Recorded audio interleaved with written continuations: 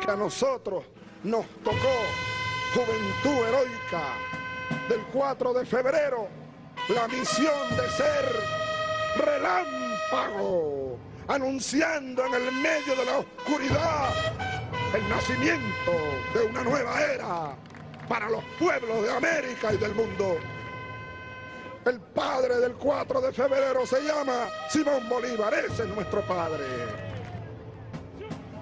El 4 de febrero Venezuela resucitó y Venezuela nació de nuevo entre soldados.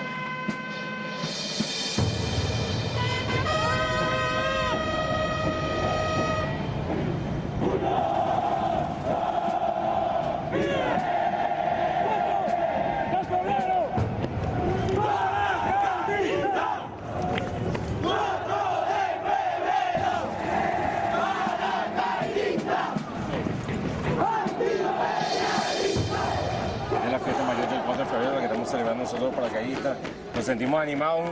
¡Una bulla a los muchachos allá arriba! ¡El ánimo, el ánimo! Este es el desfile que estamos haciendo gracias a la conmemoración que se está realizando por el año 92, donde inició la revolución con nuestro comandante jefe Hugo Rafael Chávez. Pero el 4 de febrero fue donde nació, volvió a nacer Venezuela, y de verdad nos sentimos bastante contentos, yo y mis compañeros, de representar al 4 de febrero hoy en este desfile. Y fue el despertar de lo que es hoy día la revolución bolivariana, de lo que es el sentimiento socialista. Era como un despertar de Venezuela, fue como una nueva época, una nueva era, algo que trajo una mejor vida para nuestro país. Esta es una fecha que no se puede olvidar. Confirma la revolución, el inicio de la revolución y una parte más de la independencia de Venezuela. En realidad somos los hijos de Bolívar. Este mismo ejército que comandó Bolívar y nosotros somos los herederos de esa gloria. Bolívar, donde quiera que esté, está orgulloso de su ejército, de su Fuerza Armada y está aquí apoyándonos siempre, con el proceso revolucionario, con la patria socialista y con la Fuerza Armada, tanto hombres como mujeres. Somos dignos herederos de su gloria y somos representantes de este país. Y en todos lados estamos nosotros paracaidistas representando esos ideales que dejó Bolívar y el comandante en jefe. Desde el primer momento que uno entra, que ingresa como aspirante que es en esta institución o en cualquier institución de las Fuerzas Armadas, uno deja todo, deja su familia, deja sus amistades, deja todo lo más preciado que uno tiene por ser útil a la patria, por servir, por formarse como militar, por defender este suelo con la vida si es posible, si se hace necesario. Nosotros somos la Fuerza Armada es para el pueblo. Somos simplemente un servidor de nuestro pueblo, de nuestra Venezuela. Y por eso es que la Academia Militar la llaman cuna de la Revolución Bolivariana, porque ahí se forma el militar revolucionario, el militar que va algún día a utilizar sus armamentos, a usar sus armas en pro de la defensa de la nación y del pueblo soberano. Hoy son soldados de la paz, soldados al servicio del pueblo, hijos de Bolívar, conscientes del papel histórico que les toca jugar. Pero hasta 1998 fueron utilizados como el brazo armado de la oligarquía venezolana. Eran formados bajo la doctrina militar de seguridad nacional, un plan represivo que impuso Estados Unidos en la región para perseguir y desaparecer a los sectores populares que se opusieran a sus políticas. Fue así como en Venezuela se desató una ola de persecuciones, asesinatos, torturas y desapariciones contra miles y miles de venezolanos. La educación tradicional que permeaba en todos los cuarteles, inclusive en las academias militares, era una educación direccionada y condicionada por los intereses de los Estados Unidos.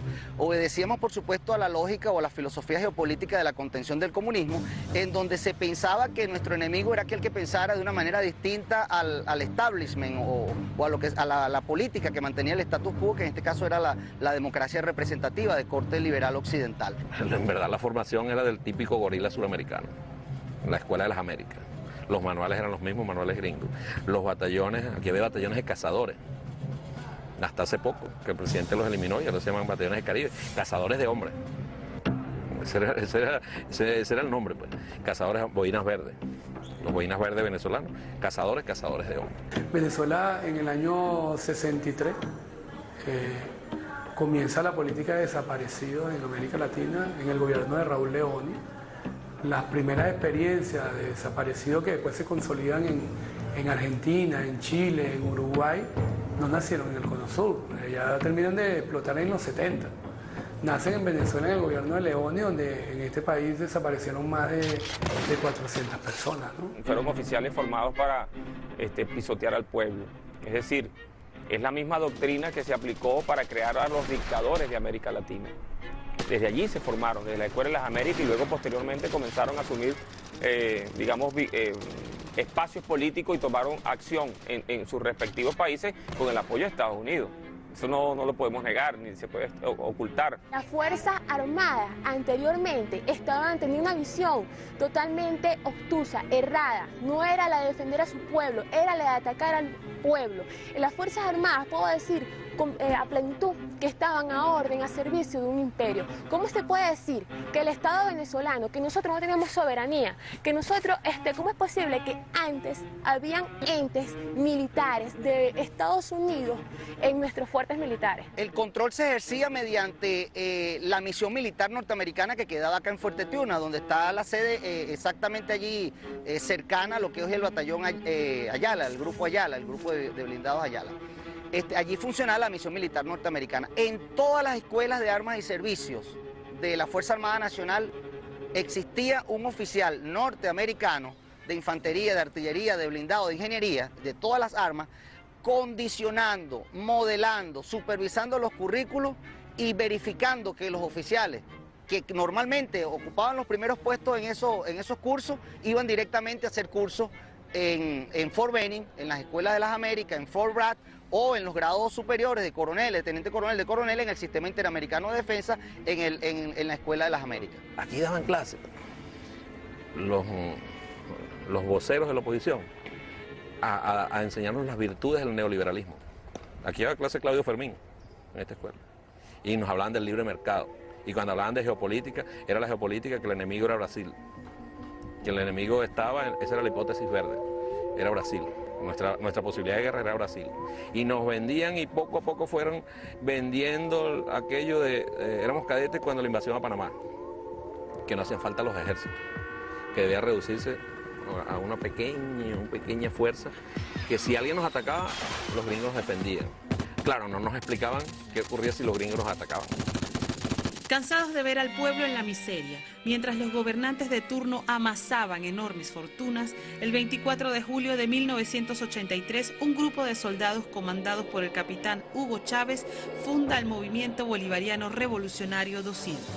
Surgió el movimiento, el MBR 200, y comenzó desde abajo, una efervescencia, aquí en la escuela. Este era el sitio donde, bueno, se juntaban una cantidad de ideas y de sueños. Y después la gente se graduaba y se iba a los batallones, y había un contacto por un mecanismo que teníamos nosotros de reunión que impedía la fuga de información y que nos permitió pues pasar 10 años en la clandestinidad en los cuarteles. 2 semanas después de asumir la presidencia, Carlos Andrés Pérez anuncia la aplicación de un paquete económico que condenaba al pueblo a más miseria. El conocido paquetazo, impuesto por el Fondo Monetario Internacional y el Banco Mundial, incrementó la gasolina en un 100%, la electricidad en un 150% y duplicó el precio del pasaje estudiantil. Además, se inició una ola privatizadora de las empresas del Estado, como la CanTV, Viasa y PDVSA. Se liberaron los precios de los alimentos mientras se impuso un tope a los salarios. Toda esta situación provocó que el 27 de febrero de 1989 miles de venezolanos se rebelaran contra el gobierno de Carlos Andrés Pérez. Siempre las medidas económicas afectan al pueblo, nunca afectan a la parte aristocrática. El pueblo y los estudiantes están juntos. Nosotros cuando salimos a la calle no salimos a reprimir, salimos a restablecer un orden que está alterado y que no permite el normal desenvolvimiento de las actividades del país. Venezolanos, en nombre del Gobierno Nacional, me complace informarle a la ciudadanía que desde el momento que se dictó la suspensión de las garantías constitucionales y se implantó el toque de queda, la situación general del país se encuentra prácticamente normalizada. Solo en la ciudad de Caracas subsisten,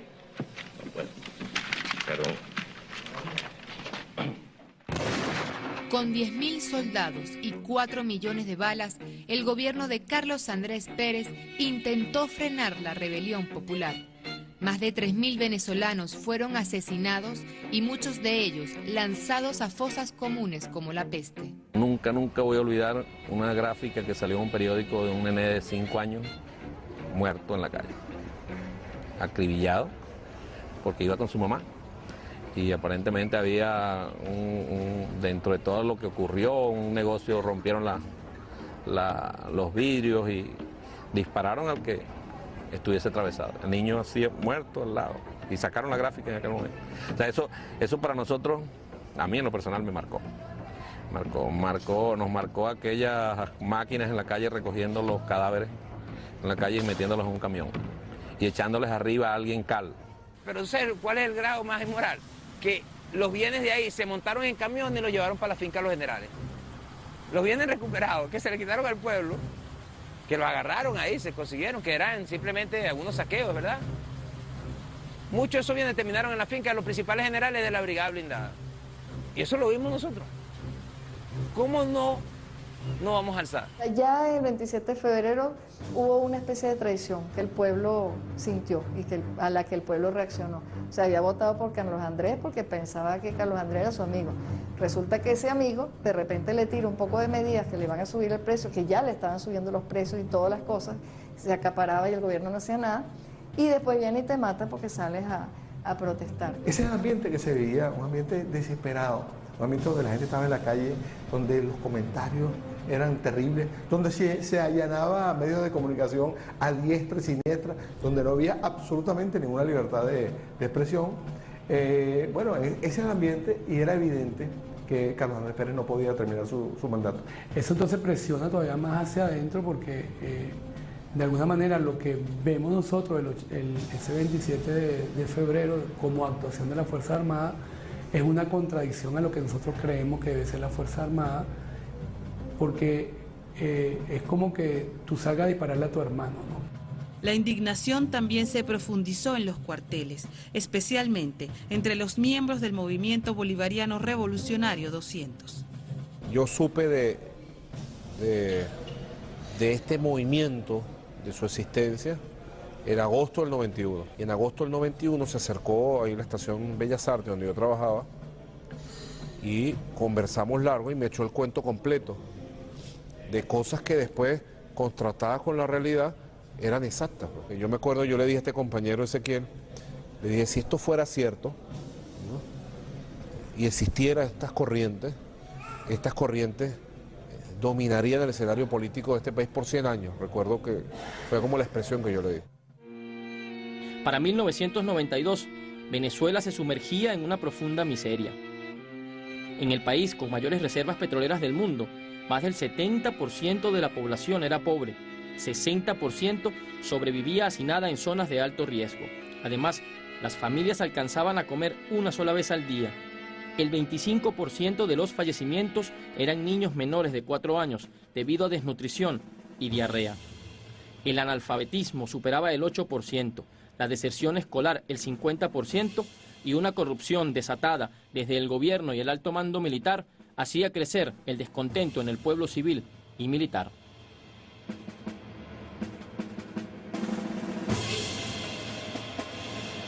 Los primeros días de febrero de 1992, el presidente Carlos Andrés Pérez se encontraba en Suiza participando en el Foro Económico de Davos.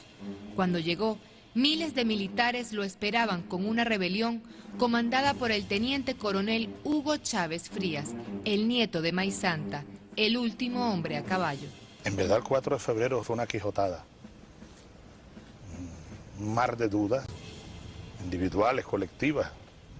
Yo cuando venía cruzando el Valle de Aragua, de Maracay, hacia La Victoria, en un viejo jeep militar con mis muchachos y el batallón, decía, Dios mío, no sé qué va a pasar esta noche, pero somos libres. Había que querer hacer eso. Para nosotros Eso forma parte de la quijotada, ¿no? Sabiendo, aún a sabiendas que no había mayores probabilidades de éxito, hicimos una quijotada que, bueno, que está ahorita en este momento en el tapete, porque luego se convirtió en una revolución pacífica. La opción de la rebelión surge cuando nos damos cuenta, a partir del 27 de febrero del 89, que la situación ya era insostenible y que simplemente había que hacer algo a partir de ese momento. Era tomar el poder, no era matar a nadie, era tomar el poder. Y fíjate, aquí en el ejército se logró neutralizar a la Fuerza Armada. Claro, el símbolo de poder era Carlos Andrés Pérez, era lógico.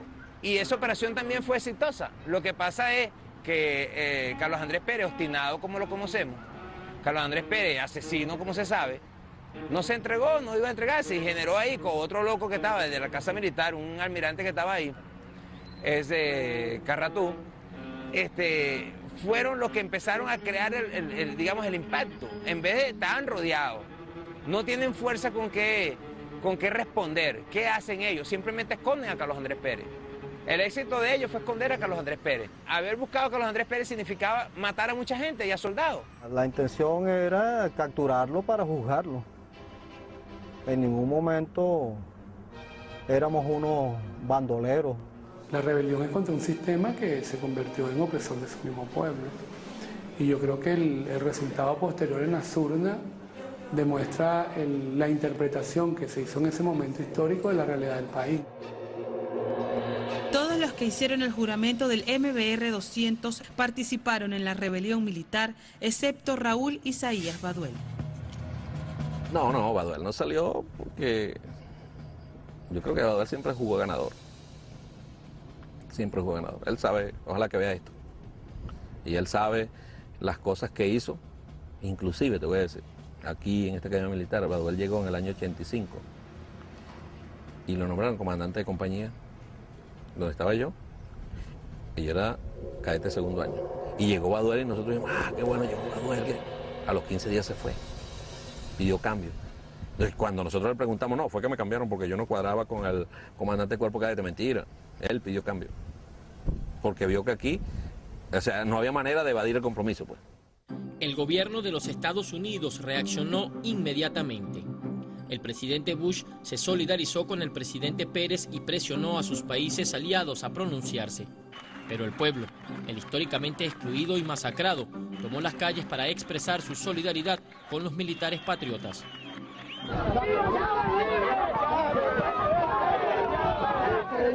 Chávez es un comandante con todos sus amigos, con todos los que hicieron este país. Lo que hicieron fue buscar el mejoramiento de Venezuela, acabar con los corruptos. Un corrupto como Carlos Andrés Pérez, un asesino como Carlos Andrés Pérez. Recuerdo que un camarada de la UCB, un colega profesor, muy amigo, me llamó, que no era muy amigo, colega y todo, pero no un hombre de izquierda. Me llamó y me dijo, mira, la pegaste. ¿Por qué? ¿Qué pasó?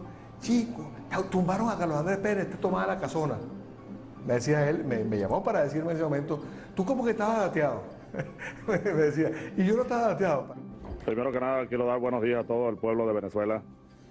Y este mensaje bolivariano va dirigido a los valientes soldados que se encuentran en el Regimiento de Paracaidistas Aragua y en la Brigada Blindada de Valencia. Compañeros, lamentablemente, por ahora, los objetivos que nos planteamos no fueron logrados en la ciudad capital. Es decir, nosotros acá en Caracas no logramos controlar el poder. Ustedes lo hicieron muy bien por allá, pero ya es tiempo de evitar más derramamiento de sangre, ya es tiempo de reflexionar y vendrán nuevas situaciones y el país tiene que enrumbarse definitivamente hacia un destino mejor.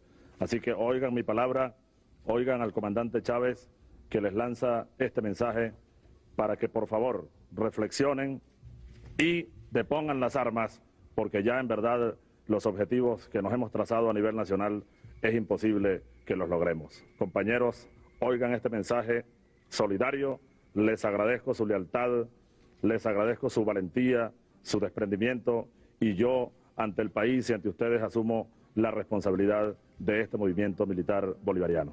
Muchas gracias. Cuando dijo esa palabra, yo recordé a mi amigo Ezequiel y dije, la vaina es cierta, dije. Era verdad, dije yo. El por ahora significó, este es el hombre de las responsabilidades, este es el hombre que es capaz de canalizar esta estas inquietudes, estas esperanzas, esta historia, 200 años de vida republicana, se concluyen ahí. Desde la misma madrugada del 4 de febrero, el comandante Chávez se metió en los corazones de todos, en el mío y en el de toda mi familia y en el de la mayoría del pueblo de Venezuela. Y salimos, al día siguiente estábamos también nosotros incorporados en ese gran movimiento espontáneo que surgió de hacer pintas y de que viva Chávez. Durante 2 años, el comandante Chávez y otros soldados patriotas estuvieron presos, pero ni el encierro pudo frenar la indignación del pueblo. Democracia es lo que nosotros queremos, es democracia, pero una verdadera democracia, no donde se están llenando los corruptos, los ladrones, que se vaya el dictador, que se vaya el dictador. No, yo no me arrepiento para nada. Para nada. Yo más cada día me convenzo de la necesidad. El presidente hablaba en estos días de la legitimidad del 4 de febrero, que eso estaba legitimado antes de ocurrir. Por eso que tú decías, porque evitó un golpe, pero también porque si no lo hacíamos nosotros, lo iba a hacer el pueblo. Y al pueblo lo iban a masacrar.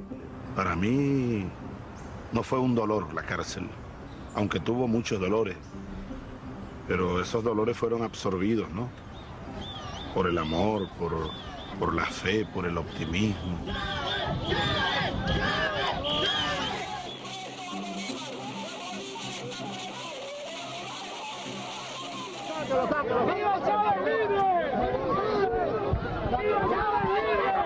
A pesar de estar en esa cárcel de Yare, una cárcel de presos comunes, él estuviera preso. Realmente su cabeza estaba en la calle y estaba muy bien en la calle, en el sentido conectado con el sentir popular que iba levantando como un tsunami, iba levantando una fuerza gigantesca que en buena medida en ese momento solo la captaba él.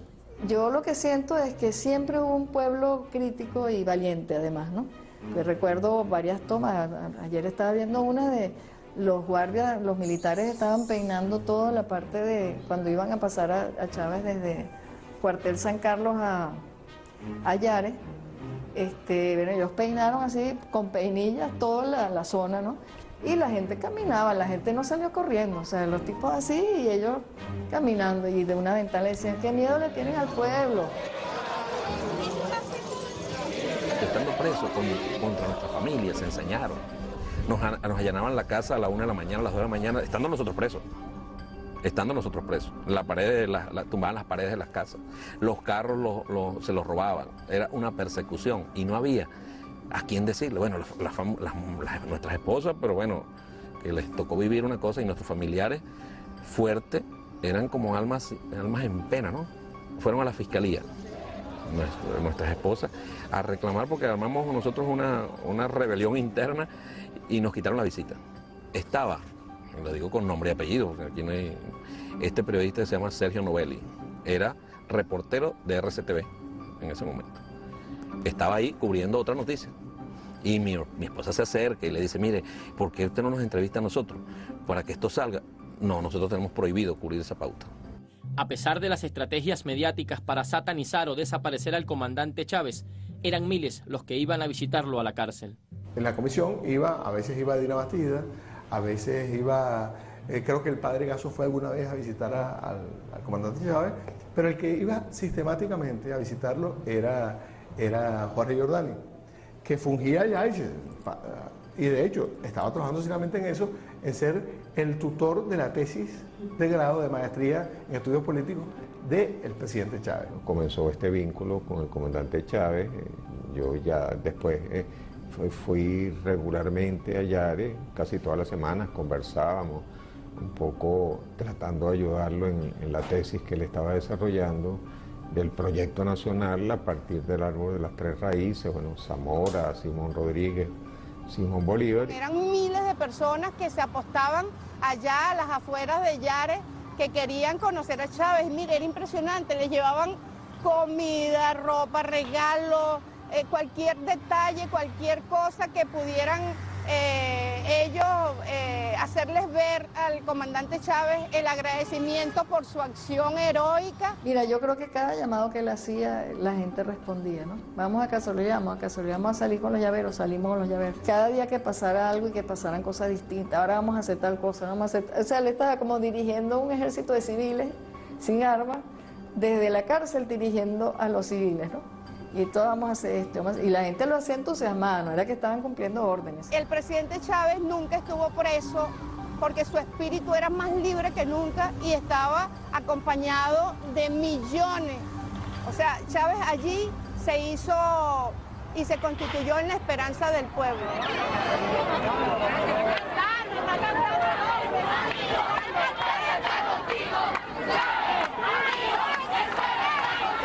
Y así cuando sale Chávez de la cárcel de la dignidad, porque se le llamó fue la cárcel de la dignidad, sale como un líder, como el líder que creció allí. Él representa para el pueblo venezolano uno de los hombres que ha dado todo por Venezuela. Chávez es el hombre que realmente nos va a ayudar a llevar la democracia como tiene que ser. Que me siento orgullosa de él y vengo en representación de los estudiantes, que todos estamos con él.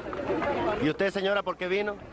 Yo vine porque estoy desde el 4 de febrero en Miraflores, allá tú estás luchando y seguiré luchando con el comandante y todos los patriotas. Todos nosotros los venezolanos nos sentimos orgullosos de tener un hombre como él, pues valiente, decidido. A rendirle honores al comandante Hugo Chávez Frías, porque se lo merece, porque es el hombre que estamos esperando para que transforme nuestra patria. Venir a nombre de la generación militar bicentenaria que decidió insurgir en armas para torcer el rumbo funesto de la República y buscar nuevos caminos. 8 planes nacionales. El último fue el 8º plan de la nación. Aquel plan funesto que llamaron el Gran Viraje. Todos lo recordamos. 8 planes nacionales llevaron a Venezuela a la situación más caótica de toda su historia republicana. Nosotros estamos trabajando desde antes del 4 de febrero en las líneas, repito, muy generales del Proyecto Nacional Simón Bolívar para enfrentar un modelo económico, construir un modelo económico cuya prioridad sea el hombre. Desde el 26 de marzo del año 94, que salió a la calle. La esperanza está en la calle, fue la consigna. Sobre eso hay un documento central también que escribió el comandante Chávez. Luego, bueno, los 100 días, los primeros 100 días del huracán bolivariano, y luego la construcción y la articulación con movimientos sociales, movimientos políticos. La construcción del movimiento bolivariano, revolucionario 200 en la calle. Luego, la propuesta en el año 95, cuando hubo las elecciones de gobernadores y alcaldes, y la propuesta de Chávez fue, por ahora, por ninguno. La historia empezó a salir otra vez, ¿no? Se empezó a volver a hablar de Zamora, de Bolívar, o sea, hubo como una especie de revolvimiento de la psiquis del ser humano venezolano de ese tiempo. Y era muy emocionante, o sea, cada día que uno vivía en las calles sentía que estaba en algo que iba para algún lado, ¿no? Nosotros logramos montar un camión, que lo llamaban algunos el motorhome de Chávez. Era un remolque, un camión, que se había puesto una imagen del comandante Chávez, ¿sabes? Con su boina y su pullover que cargaba en esa época, y con ahí se movía todo. Ahí iba el comandante adentro, arrastrado por un chuto, iba el comandante, los equipos de comunicaciones, ahí había todo, la propaganda iba ahí. Bueno, y eso se lo quemaron. O sea, y era la DIGEPOL, nosotros sabíamos que, bueno, la ICIP en ese momento, era la ICIP que tenía una actitud sistemática. Chávez estuvo en la calle siempre, en contacto directo con la población, recorriendo el país y articulando una propuesta política para el país. Él construyó la fuerza, el proyecto y el liderazgo en la calle, nadando contra la corriente, con la represión encima y apagado por los medios de comunicación social. Había un silencio absoluto sobre Chávez. Él rompió con esa dictadura mediática desde abajo, con su propia voz y con la voz del pueblo. Inclusive me acuerdo una vez que una señora, ya cuando Chávez había salido a prisión, todos los 4 de febrero en la Plaza Caracas había un acto, ¿no? Y una señora me pasó un papelito para que Chávez lo firmara. Y cuando me da el papelito, o cuando yo le devuelvo el papelito firmado, ya no me acuerdo, me dice, ese es el próximo presidente, ¿no? Y yo recuerdo que yo la vi así como con un poquito de conmiseración, ¿no? Y nunca me he arrepentido más de una reacción, porque tenía razón. El 6 de diciembre de 1998, el comandante Chávez gana la presidencia de la República con más de 56% de apoyo nacional. Hoy podemos decir, con el espíritu lleno de tranquilidad, con la conciencia llena también de tranquilidad, todo se ha consumado. Pasó lo que tenía que pasar. No podía pasar otra cosa en Venezuela hoy, 6 de diciembre de 1998. Desde ese momento se dieron los primeros pasos para concretar el proyecto nacional Simón Bolívar. La primera promesa que cumplió el presidente Chávez fue convocar una Asamblea Nacional Constituyente para que el pueblo venezolano protagonizara y participara por primera vez en la historia en la redacción de la nueva Carta Magna. Desde ese momento se inició la recuperación de tierras y la industria petrolera. Fueron actos de justicia social que la oligarquía no le perdonó. El 11 de abril de 2002 lo secuestraron y le dieron un golpe de Estado.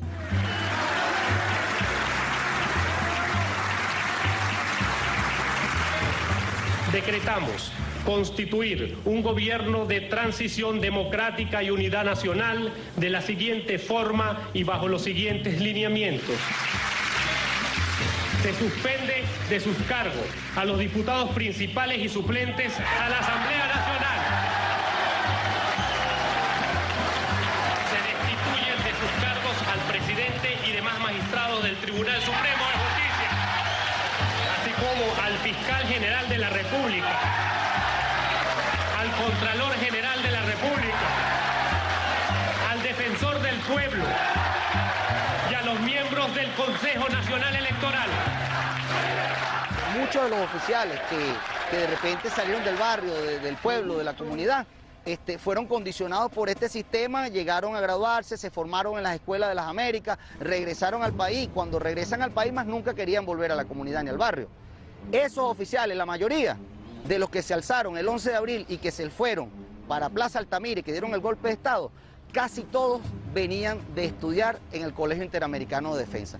Casi todos venían de servir en el ejército de los Estados Unidos y venían de ser condicionados bajo ese tipo de cultura militar.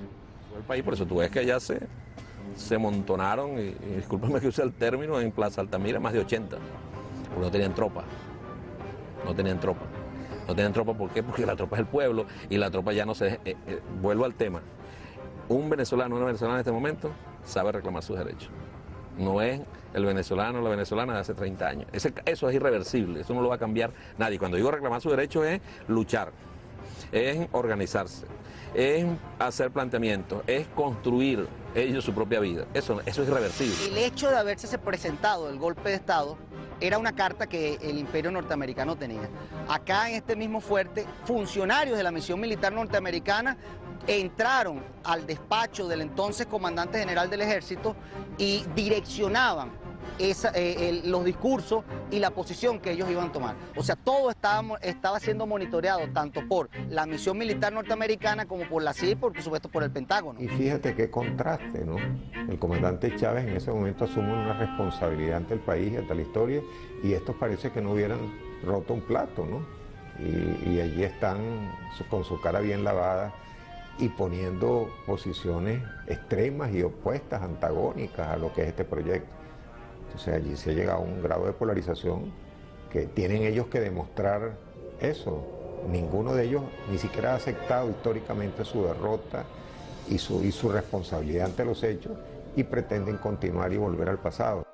El golpe de Estado, el sabotaje petrolero y las diversas acciones desestabilizadoras que ha emprendido Estados Unidos y la oligarquía venezolana contra la revolución bolivariana han sido derrotadas por el pueblo organizado y la Fuerza Armada Nacional Bolivariana.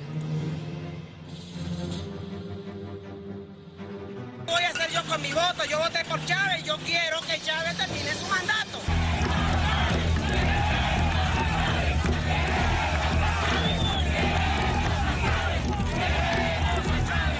Mientras la gente pensaba de que la Plaza Altamira iba a generar una ruptura dentro del establecimiento militar, fue todo lo contrario.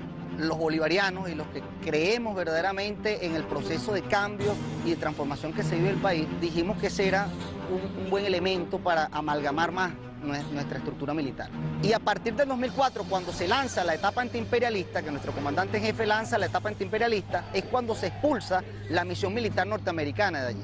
A partir de allí se comenzó una revisión profunda de nuestra doctrina y también de los manuales, inclusive que todavía hasta el 2004-2005 estaban implementándose en nuestros centros de formación, de capacitación y de profesionalización dentro de la Fuerza Armada. En el 2010, cuando en el contexto de la aprobación de la Ley Orgánica de la Fuerza Armada, de la nueva Ley Orgánica de la Fuerza Armada, es cuando verdaderamente se comienza esa revolución en los cuarteles.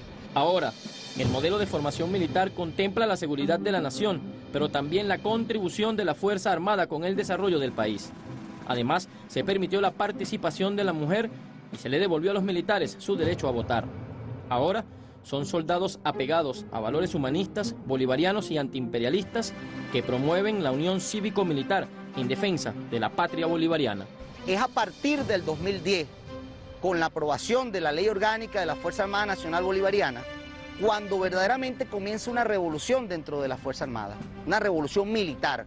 Dos pensadores norteamericanos, Alvin y Hedy Toffler, dicen que una revolución militar se materializa cuando el pueblo entra a la Fuerza Armada y comienza un proceso de transformación profunda, en donde esa transformación los combina a cambiar la doctrina, la estrategia, la táctica, la logística, cambian los sistemas de armas, cambia el adiestramiento, cambia la organización de la Fuerza Armada en sí. Entonces eso verdaderamente es lo que está sucediendo dentro de nuestros cuarteles. Los ataques de la oligarquía venezolana y del mayor imperio del mundo contra la revolución bolivariana no han cesado. Hoy, su punto de ataque es la Fuerza Armada Nacional Bolivariana. Ellos no van a cesar en su empeño, ellos van a seguir tocando puertas, van a seguir viendo a ver quién les escucha las propuestas que pueden hacer ellos, no solo en la parte civil, sino en la parte militar también, con muy poca audiencia, en una obra de teatro con butacas vacías, pero ellos tienen algo cómo manejarse, que tienen mucha plata y tienen apoyo de afuera. Mira, ellos pueden decir lo que quieran, pero cualquier movimiento de aquí contra el presidente tiene la bendición de los gringos. Los ataques contra la Fuerza Armada y contra el alto mando militar van a seguir siguiendo en la medida de que nuestra Fuerza Armada y nuestros líderes militares sigan manteniéndose al lado del pueblo. Haga lo que uno haga, si uno se mantiene al lado del pueblo, respetando ese legado que nos dejó nuestro padre el libertador Simón Bolívar, hay un sector de que va a seguir diciendo y va a seguir atacando a nuestra Fuerza Armada. El ejército bolivariano hizo historia en su tiempo, está haciendo historia hoy día y nos estamos preparando para continuar con esta historia. Y aquellas personas que no están de acuerdo simplemente con la función que tiene la Fuerza Armada Bolivariana hoy día, simplemente le hago un llamado a esas personas para que estudien, también se informen la importancia que tiene el ejército bolivariano, la importancia que tuvo el ejército bolivariano para obtener hoy día esta libertad que hoy poseemos. Los adversarios y los enemigos de Venezuela que pretendan desviar este camino que el pueblo soberano se ha dado, nos encontrarán a los hombres y mujeres del 4 de febrero de frente. La vida es una eterna lucha, ¿no? Una lucha de ideas y una lucha con armas cuando sea necesaria, ¿no? Con la crisis que tiene los Estados Unidos, esa crisis cíclica del capitalismo, y con los recursos hídricos, estratégicos y minerales y de hidrocarburos que tiene Venezuela, nosotros somos un elemento que el imperio nos tiene en la mira para poder pensar de que no es nada descabellado de que en algún día ellos se les ocurra pisar a la patria de Bolívar. Pero de ser así, aquí va a haber entonces otro Ayacucho. Tengan la seguridad de que nosotros estamos preparados para expulsar al imperio norteamericano, así como expulsamos al imperio español hace 200 años. Porque la independencia no se acaba, la independencia no terminó y la batalla del ejército no terminó en 1830, en 1821 o en 1810. La batalla de la independencia o la independencia de nuestro país continúa hoy, siglo XXI. Nos sentimos regocijados y comprometidos, soldados revolucionarios y comprometidos con esta revolución. La verdad que en cada uno de los soldados, los sargentos y los tenientes que estamos aquí, hay parte de la revolución. Somos soldados de la paz, pero preparados para cualquier agresión que el imperio tenga decidido hacernos. no nos va a encontrar desarmados y no nos va a encontrar descuidados, nos va a encontrar preparados, pero somos soldados de la paz. Yo creo que Bolívar está viendo eso, si eso es posible que esté ocurriendo, y al menos de tener una sonrisa. Bolívar está en su plaza montado en su caballo sin moverse, ¿no? Y yo creo que Chávez despertó a Zamora, despertó a Bolívar, despertó a Simón Rodríguez, despertó la historia, despertó todo lo que tenemos detrás, despertó además la sensación de ser un pueblo de libertadores. Yo creo que es una de las partes más bonitas de Bolívar, un ejército que era para liberar países y no para conquistarlos. Hugo Chávez es una bandera en el mundo hoy por hoy. Quien cree en un mundo sin imperios, quien cree en un mundo sin guerras, quien cree en un mundo de respeto del derecho internacional, de relación de cooperación y solidaridad entre los pueblos y los estados, quien cree en un mundo sin hegemonismo, cree en Chávez, ve a Chávez como la esperanza. El presidente Chávez es el símbolo de los cambios que ahora están pasando en el mundo y lo podemos ver que es verdad que existe, que hay cambios en Venezuela y ojalá que en todo el mundo va a ser igual. Chávez, porque en primer lugar nos vende una esperanza distinta para América, porque creo que pensábamos que estaba todo perdido y creemos que realmente es la luz que ilumina la liberación del pueblo americano. Llegó la hora de la segunda independencia de los pueblos de la América. Ahora Venezuela es uno de los países mejor alimentados del mundo, un país libre de analfabetismo, con la menor desigualdad social de todo el continente, con más de 3 millones de hectáreas recuperadas para los campesinos, que destina más del 60% de sus ingresos financieros a la inversión social. Una población que recuperó la dignidad y la justicia, donde no hay un solo desaparecido o torturado. Una patria donde los venezolanos son partícipes y protagonistas de su historia. Esa es la Venezuela que nació después de un por ahora. Nosotros debemos pararnos allá arriba en el Ávila y mirar 200 años atrás y decir: Bolívar, no araste en el mar, aquí estamos tus hijos haciendo realidad tu sueño de patria grande, libre,